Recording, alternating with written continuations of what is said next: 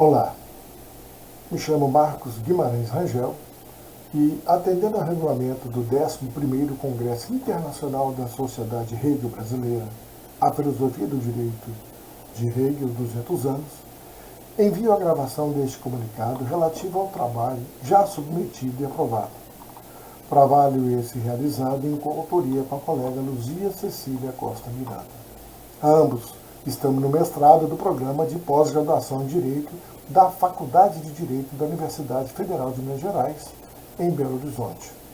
Nosso orientador, professor Dr. Joaquim Carlos Salgado, justo-filósofo já conhecido no Brasil, através da sua obra A Ideia de Justiça em Hegel, que é sua tese de cátedra na Faculdade de Direito da UFMG.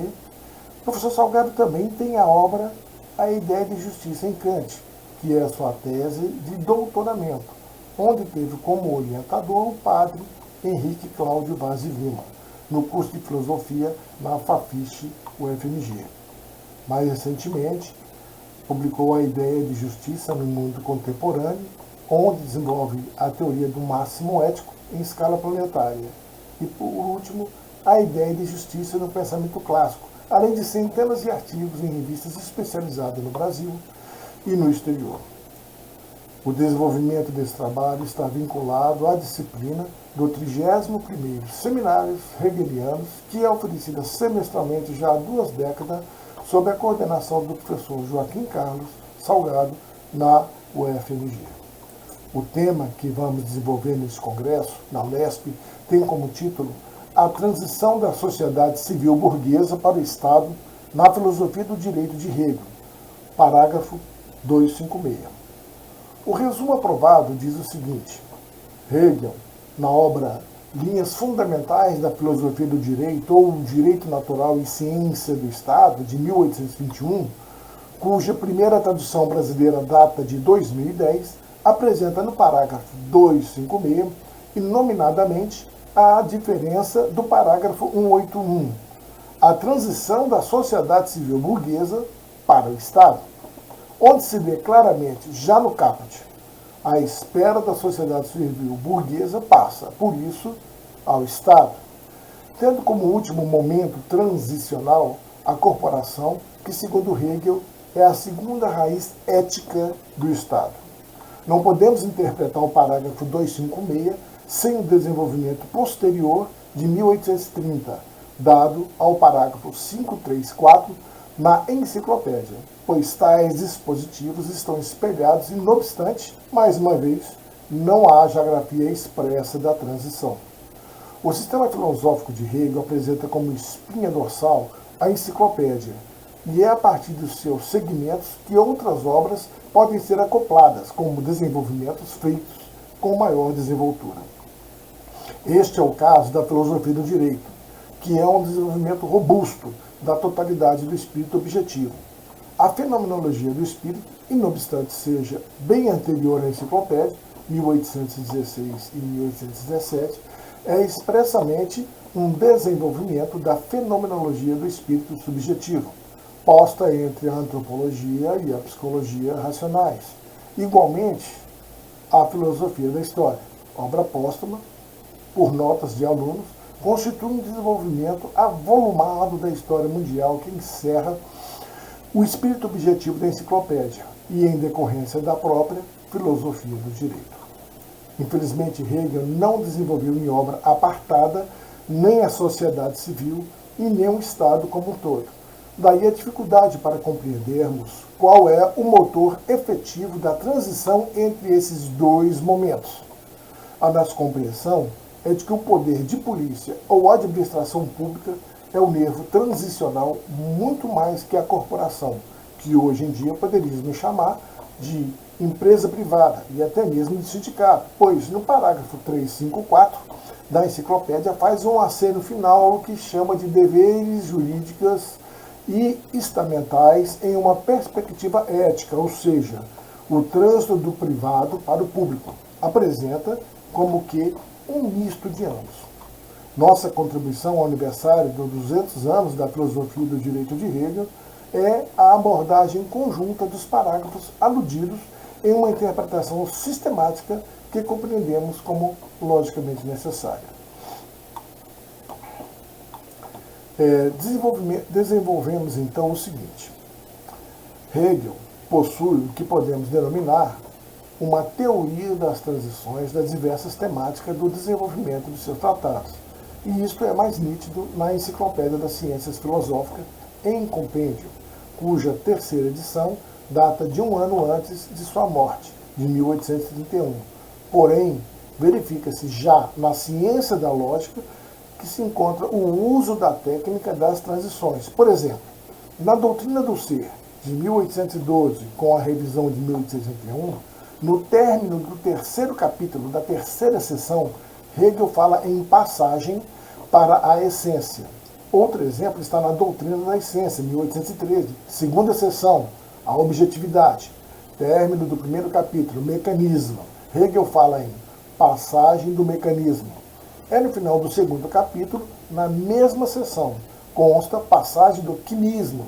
Fica mais claro o uso das transições no desenvolvimento que Hegel dá para o espírito objetivo da enciclopédia, feito em apartado e publicado sob o título Linhas Fundamentais da Filosofia do Direito ou Direito Natural e Ciência do Estado em Compêndio. Hegel divide a obra em três partes: direito abstrato, moralidade e eticidade. Cada parte é dividida em 3 seções e assim por diante na maioria dos segmentos. Hegel coloca um título expresso como transição entre as partes e também entre algumas das seções. Vamos apresentar as transições nominais ou expressas. Primeiro, no final do tratamento da propriedade existe a passagem da propriedade ao contrato, parágrafo 71. Segundo, no final do lícito, Hegel coloca a passagem do direito abstrato à moralidade, parágrafo 104. Terceiro, no final do tratamento da terceira seção da moralidade, o bem e a consciência moral. Hegel titula Passagem da Moralidade à Eticidade, parágrafo 141. Quarto, no final da primeira seção da eticidade, a família. Hegel titula a Passagem da Família à Sociedade Civil Burguesa, parágrafo 181. Hegel não apresenta expressamente como título uma passagem da sociedade civil burguesa ao Estado, porém, o parágrafo 256 apresenta-se claramente com características transicionais. Diante deste ponto, de vista de tratamento articulatório, intersegmentais, podemos sustentar validamente que Hegel transiciona todas as suas divisões. E é justamente isto que materializa a conectividade sistemática entre o todo e suas partes. Hegel é o primeiro grande teórico e cunhador do termo sociedade civil. E tendo em vista que sua realidade social era ainda de uma sociedade estamental, o acréscimo burguesa denota claramente a novidade trazida por ele sobre as transformações que os Estados europeus estavam sofrendo no advento da Revolução Francesa e das invasões napoleônicas. Nem é preciso dizer que a sociedade em que Hegel vivia era tipicamente rural, agrícola e artesanal. Só muito posteriormente a industrialização começa a estabelecer naquelas dezenas de nações germânicas, ainda não unificadas do tempo da Restauração.